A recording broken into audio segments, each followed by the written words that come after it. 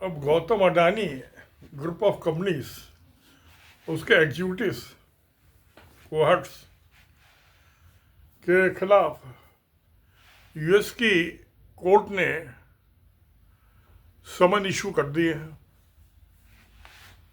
और क्योंकि ये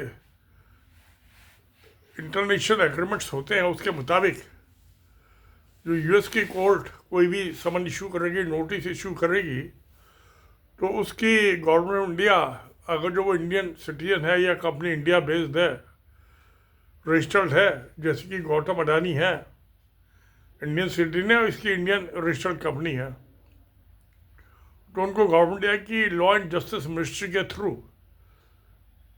वाया इसको समन भेजने होंगे। तो अब उन्होंने गवर्नमेंट इंडिया की लॉ एंड जस्टिस मिनिस्ट्री को भेज दिए समन, नोटिस। तो उनकी ड्यूटी है इंटरनेशनल एग्रीमेंट के मुताबिक कि वो गौतम अडानी और इसके जो दूसरे साथी हैं उनको सर्विस करें। ये जो समन है, इसमें 3 मुकदमे हैं। सिक्योरिटी फ्रॉड है, ब्राइबरी है, रिश्वत देना, और थर्ड है ये एविडेंस डिस्ट्रॉय करना, सबूत मिटाना। तो ये तीनों भी इंडियन लॉ में भी क्रिमिनल ऑफेंसेस है। ये एविडेंस डिस्ट्रॉय करना आईपीसी का सेक्शन 201 में है, उसमें 1-2 साल की सज़ा होती है।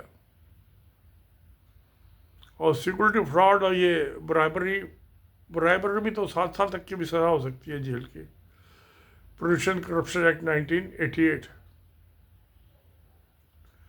और सिक्योरिटी फ्रॉड में तो फाइनेंशियली पेनल्टी लगेगी, क्योंकि इसने झूठ बोल के बाय कॉन्सीलमेंट ऑफ इंफॉर्मेशन यूएस से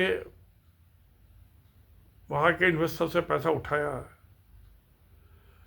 तो 3 केस तो ये हो गए, ब्राइबरी के,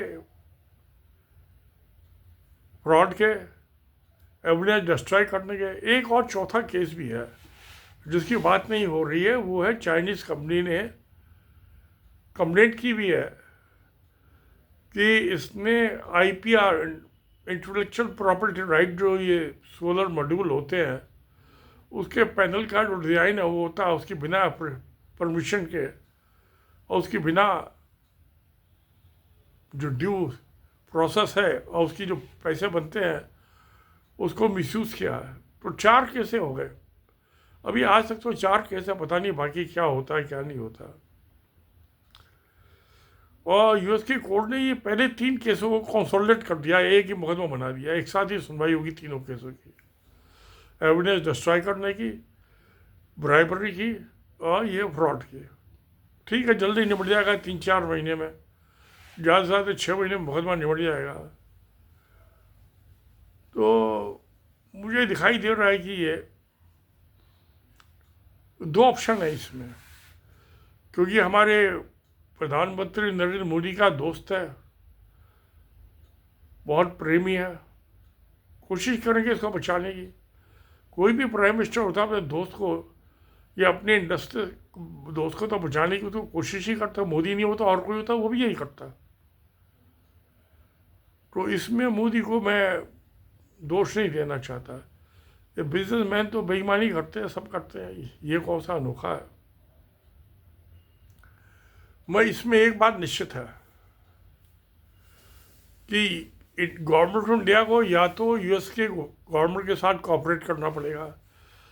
इंडिया की जो लॉ मिनिस्ट्री है, लॉ, उसको कोऑपरेट करना पड़ेगा यूएस की कोर्ट के साथ। अगर जो वो इसको अडानी को बचाने की कोशिश करते हैं, हो सकता है कोशिश करें, तो जो ये सब, ये गौतम अडानी ही ग्रुप नहीं है, ये सारी कंपनियां हैं, चाहे रिलायंस है, चाहे टाटा है, कोई भी कंपनियां है, ये बड़े बड़े जो इंडस्ट्रियल ग्रुप्स हैं, बिजनेस ग्रुप हैं, ये सब फॉरेन कंट्री से पैसा उठाते हैं, क्योंकि वहाँ इंटरेस्ट का रेट कम होता है। इंडिया के जो बैंक से लेंगे, फाइनेंशियल इंस्टीट्यूशन से लेंगे, तो उसमें इंटरेस्ट रेट ज़्यादा होता है। तो वो आर्बिट्रेज जो है इंटरेस्ट रेट का, तो हर आदमी चाहेगा मुझे कम ब्याज पे पैसा मिल जाए।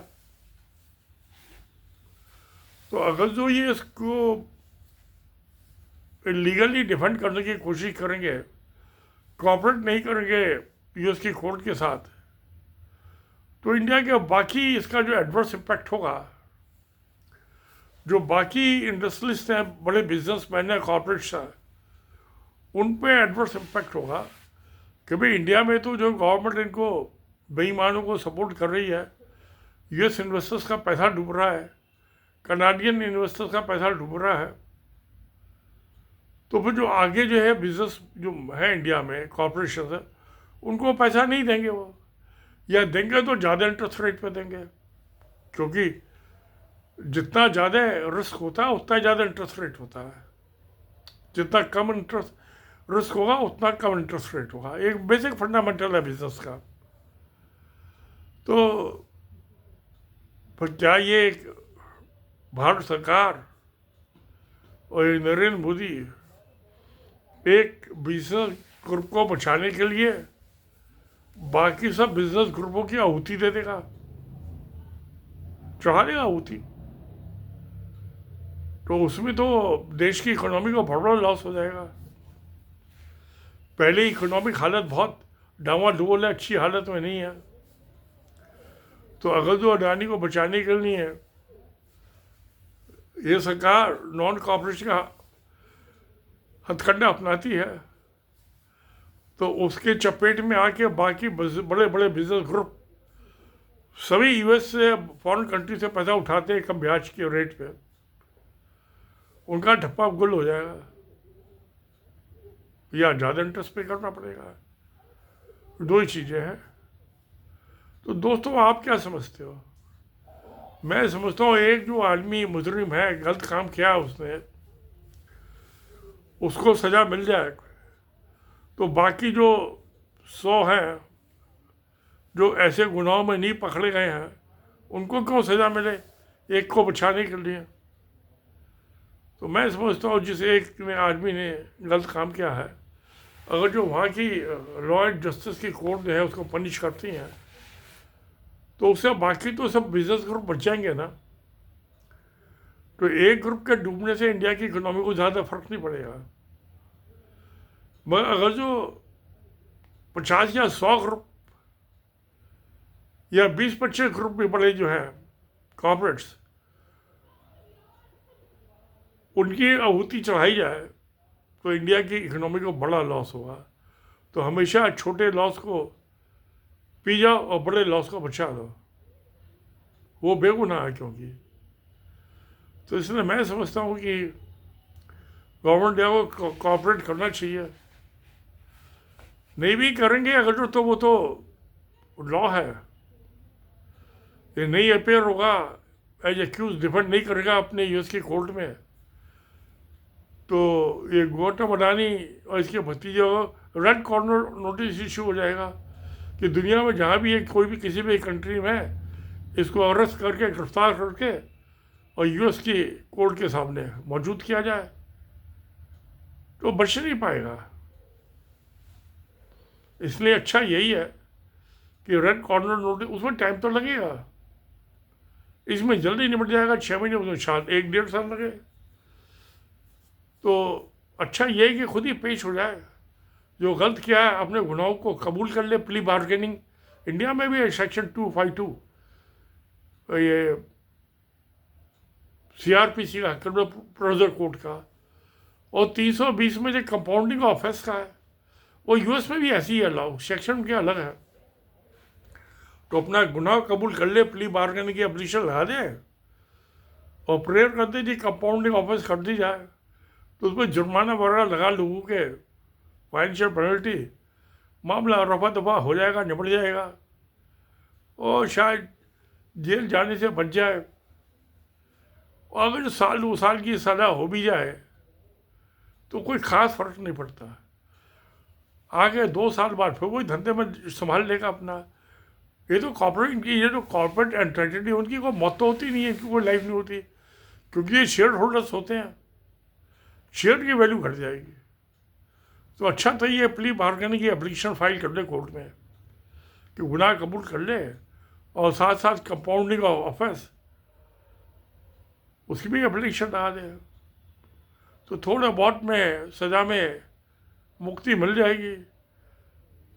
कानून से भागने की कोशिश करेगा तो कानून के हाथ तो बहुत लंबे होते हैं, पकड़ ही लेंगे, मोदी इसको बचा नहीं पाएगा। तो अच्छा, मोदी को चाहिए अपने दोस्त को सलाह दे कि भैया कानून को भुगत, अपनी करने का भुगत, कोर्ट में पेश हो जा, प्ली बार्गेनिंग की एप्लीकेशन लगा दे।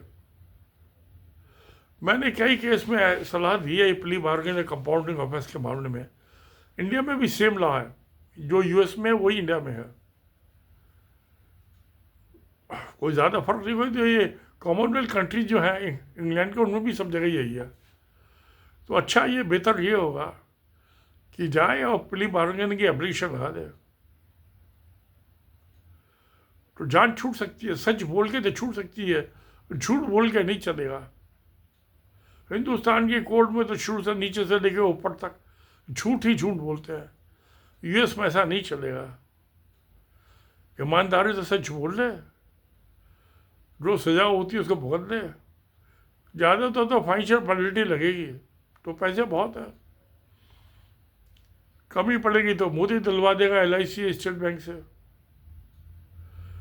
तो ठीक है दोस्तों, आप लोगों की क्या सलाह है? सोचिए इस मामले को कि इज्जत, हिंदुस्तान की कैसे इज्जत बचानी है। गवर्नमेंट इसको अपने आप को इस गुनाहगार से कैसे अलग कर सकती है। अच्छा, ये तो सत्य में जयते। नमस्कार, धन्यवाद।